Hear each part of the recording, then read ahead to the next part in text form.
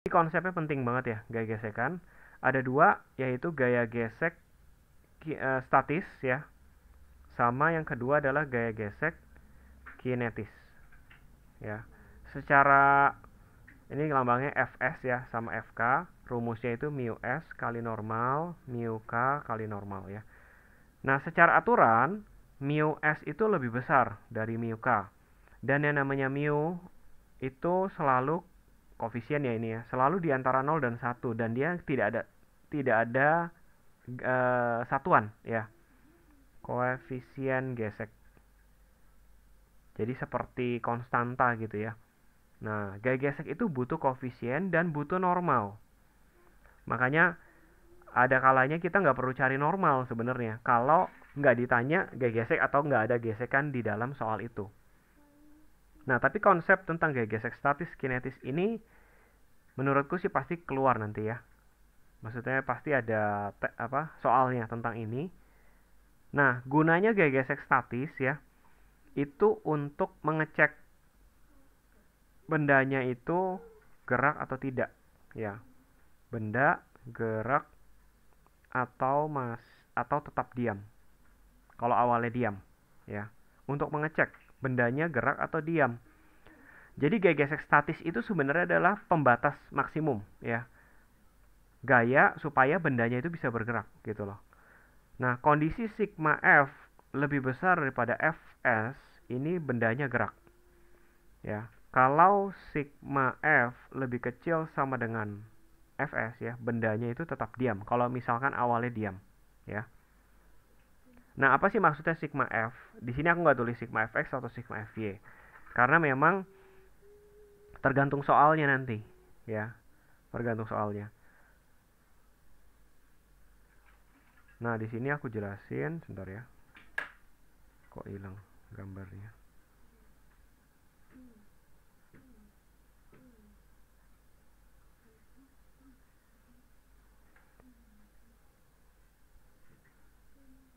Jadi tentang gaya gesek ada dua, gaya gesek statis dan gaya gesek kinetis. Gaya gesek statis itu digunakan untuk mengecek saja ya. Dia tidak masuk ke dalam perhitungan hukum Newton ya. Hanya untuk mengecek saja. Oke, nah ini udah kelihatan ya. Nah, misalkan ini kemarin aku lihat ada soal seperti ini ya. Gaya tarik ke kanan atas ya. Ada gaya tarik misalkan 20 Newton. Lalu ada sudutnya 37 derajat.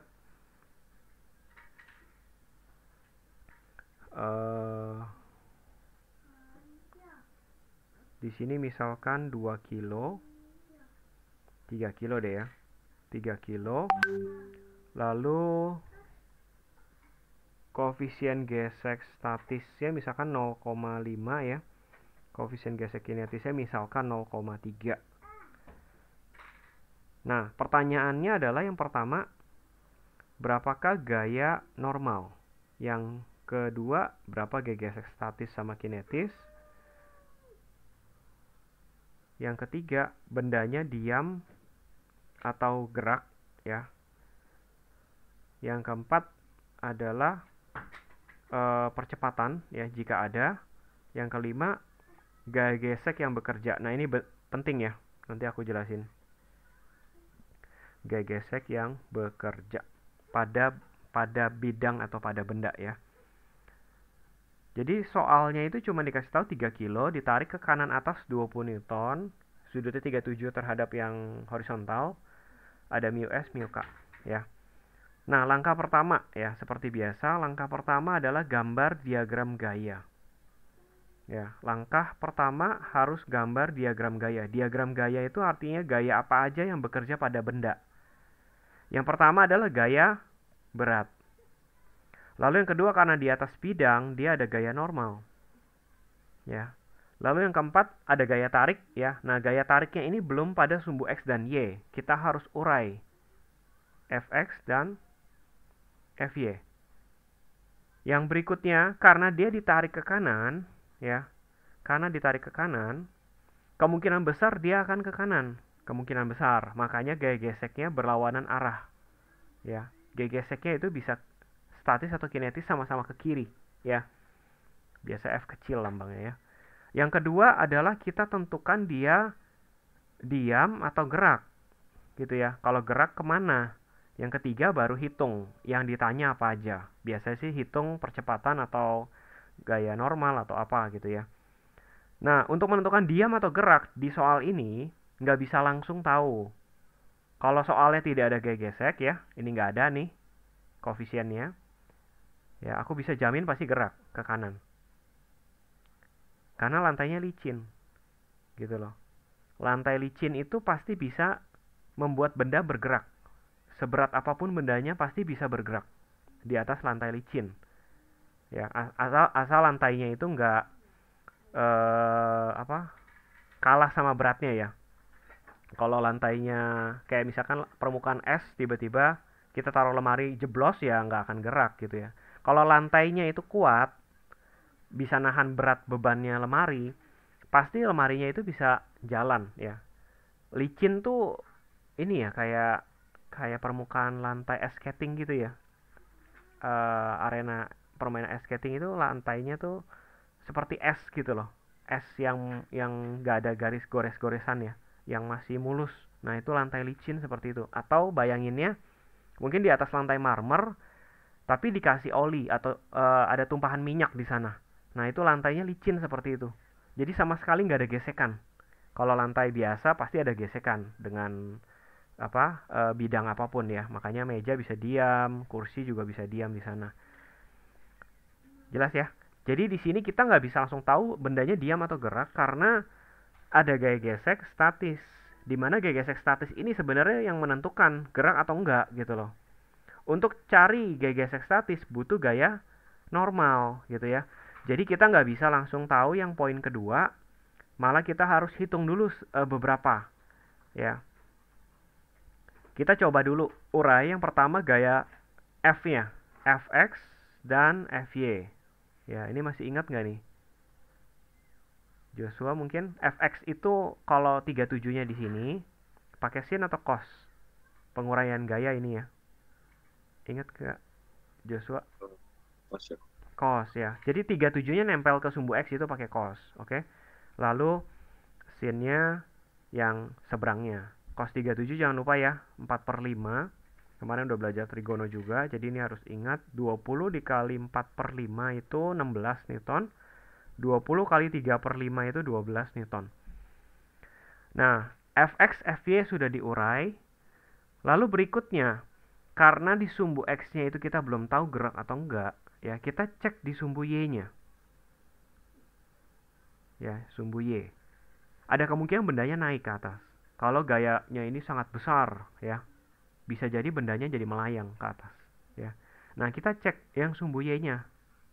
Karena sumbu X kita nggak tahu ada gaya gesek, ya, kita cek yang sumbu Y-nya. Yang pertama ya, di sumbu Y ini aku gambar lagi ya, di dalam benda, sumbu Y-nya aja. Ada gaya normal, ada gaya Fy, ada gaya W. W otomatis sudah tahu, M kali G, 30 Newton. Ya, kalau nggak dikasih tahu gravitasi 10 ya, percepatan gravitasi 10. Fy udah tahu berapa? 12. Kira-kira Fy-nya 12. Beratnya 30 Newton. Kira-kira bendanya naik atau enggak ini? Farel? Kalau ditariknya 12 ke atas, bebannya 30. Bendanya naik ke atas atau tetap diam?